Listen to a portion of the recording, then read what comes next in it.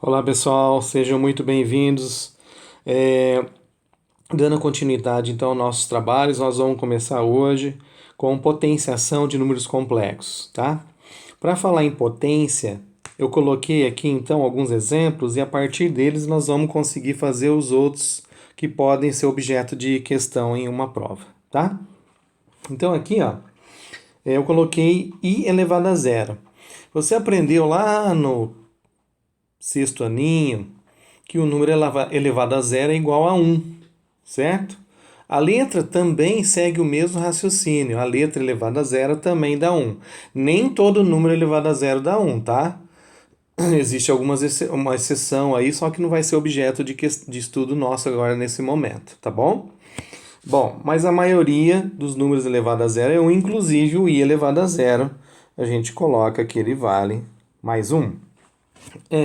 Outra informação importante. I elevado a 1. Todo número elevado a 1 é sempre o próprio número. Isso também vale para a letrinha. I elevado a 1 é igual a I. Tá? Então você pode deixar ali I. Beleza? I ao quadrado, eu falei para vocês no começo de números complexos que toda vez que aparecer I ao quadrado, você substitui o I ao quadrado por menos 1. E o i elevado a 3? O i elevado à terceira potência, eu posso resolver ele de várias maneiras diferentes, tá? Aqui eu vou fazer o seguinte, ó. Como eu já tenho o valor de i elevado a 2, i ao quadrado, eu posso escrever o i elevado à terceira de uma forma fragmentada assim. I ao quadrado vezes i elevado a 1. Certo?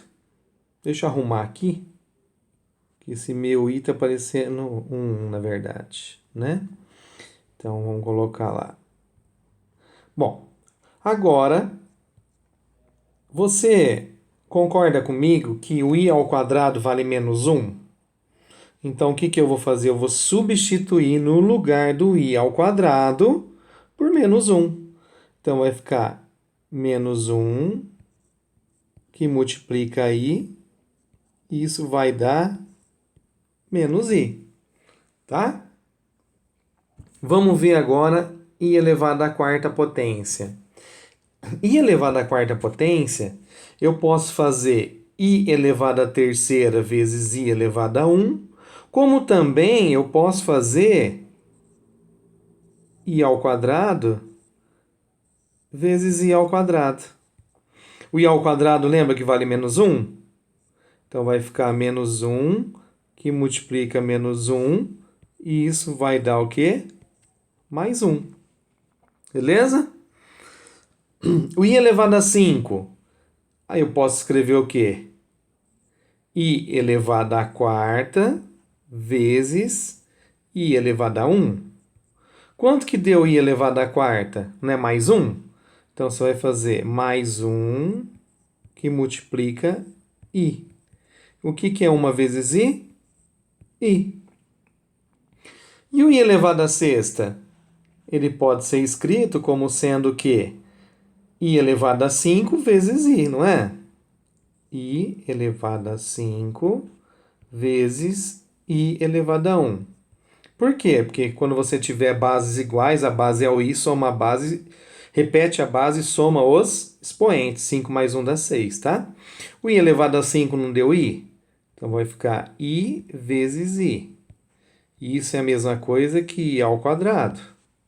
E quanto vale i ao quadrado? Menos 1. E agora, por último, lógico, a sequência vai continuar, tá? I elevado a 7, I elevado a 8, I elevado a 9, I elevado a 10, I elevado a 1500 e assim por diante.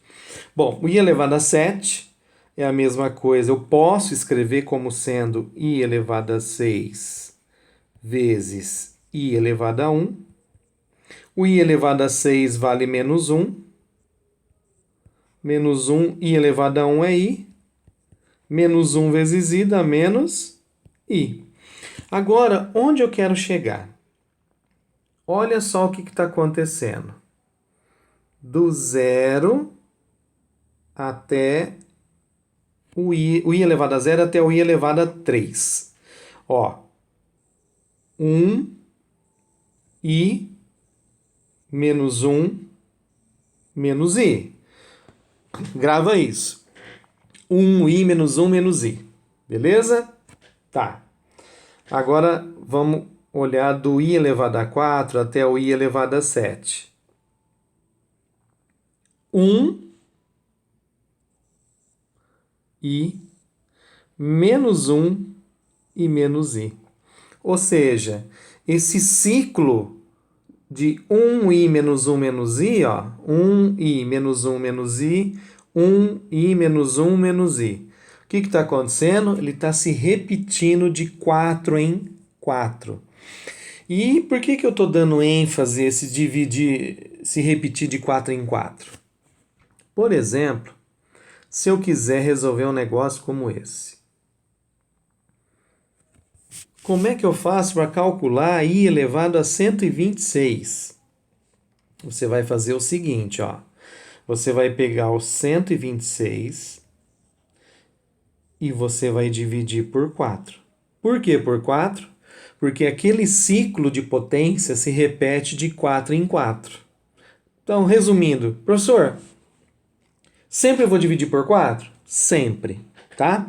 E é uma divisão, só que aqui na divisão tem alguns detalhes que você precisa saber. Então, primeira coisa, vamos fazer a divisão aqui. Eu pego duas casinhas, vai dar o quê? 3. 3 vezes 4 vai dar 12. Faz menos aqui, deu 0, abaixo 6. 4 vezes 1 dá 4. Sobrou 2. Agora, você tem que entender o seguinte. Se eu fosse continuar essa conta, eu teria que colocar aqui, depois do 31, eu teria que colocar vírgula, concorda comigo? E aí colocaria vírgula no lado do 1 e 0 junto com 2 aqui embaixo no resto, tá? Mas você para a conta antes de colocar a vírgula, certo? Sempre antes de colocar a vírgula. E você vai observar o resto da divisão.